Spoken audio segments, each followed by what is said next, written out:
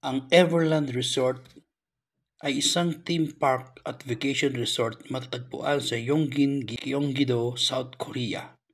Ito ay pagmamay-ari at pinamamahalaan ng Samsung Everland. Binuksan ng resort noong Abril 1976 bilang iisang theme park, Everland.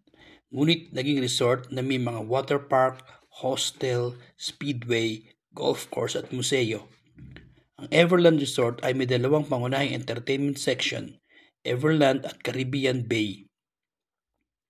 Unang binuksan ng Everland ang mga pinto nito noong April 17, 1976 sa labas ng Seoul bilang Yongin Farmland. Ang layunin para sa 66 ektaryang property nito ay maging isang amusement park kung saan ang buong pamilya ay maaaring magsaya, at ito ay binubuo ng isang family recreation park, mga botanical garden para ma-enjoy at matuto tungkol sa kalikasan, at isang free-range ng animal park na kumpleto sa isang children's petting zoo.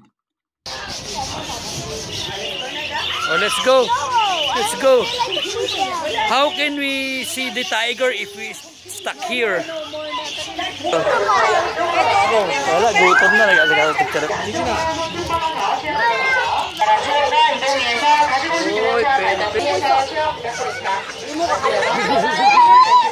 Tinimpok ng zoo ang unang safari park sa Asia kung saan malayang naglalakbay ang mga leon. Ang posibilidad na makakita ng mga totoong ligaw na leon na gumagala sa paligid ay umaakit ng libu-libong bisita araw-araw. Yes, yeah. Ang Yongin Farmland ay umakit na maraming masasayang tao mula nang magbukas ito.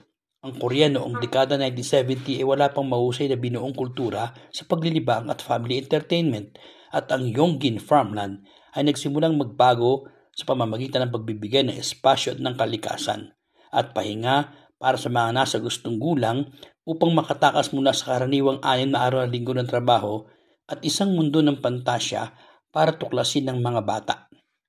Yeah, YouTube ba yung bus na yun? Wow!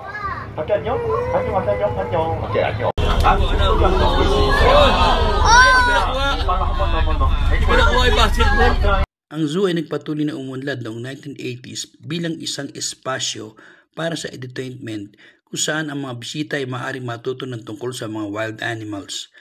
Ang Asia First Lion Safari ay pinalawak upang magdagdag ng mga tigre at bear. Noong 1996, idinagdag din ang isang bagong likhang Savannah Safari at ang buong koleksyon ng safari ay pinalitan ng pangalan na Safari World. Talagang ito ang pinakasikat na atraksyon ng Everland na ang kabuang bilang ng mga bisita mula noong 1976 ay umabot sa 84 million. Noong 1988, muling isinilang ang Yongin Farmland bilang isang buong taon na leisure space na may pagbubukas ng isang sledding slope. Ang snow sledding ay nakakuha ng malaking katanyagan mula sa araw na pagbubukas nito, lalo na bilang isang walang stress at nakakatuwang aktibidad sa paglilibang sa taglamig na mag-enjoy ang buong pamilya. Ang tagumpay ng sledding slope ay nagkaroon ng malaking epekto sa pagpapasigla ng isang malawak na Korean winter leisure culture. Simula noon, ang slope ay bukas tuwing taglamig sa ilalim ng bagong pangalan na Snowbuster.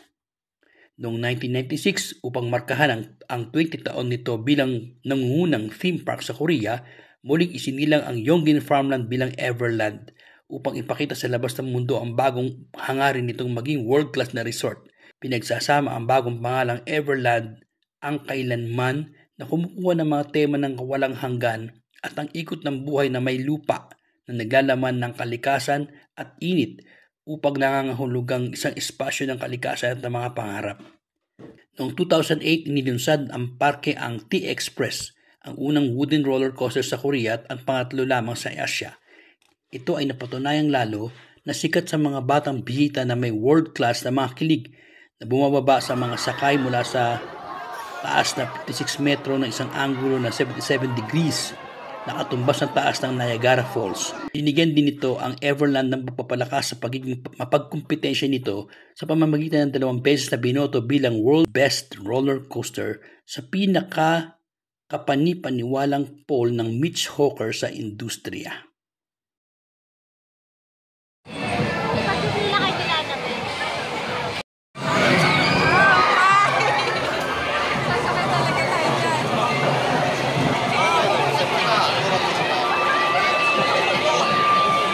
kami ngayon dito. Buhay. Sobrang experience si Brother Edward. Ano sabi mo, Brother Edward? Wala ka masabi. Masuka. Yan naman mga tapa, mga pipila kaming apat.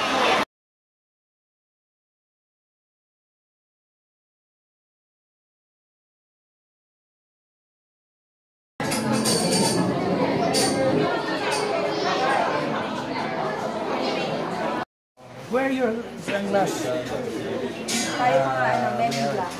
Men in Black. Dito ako ngayon sa Rose Garden. Look. Everybody. Tower. Ito sila.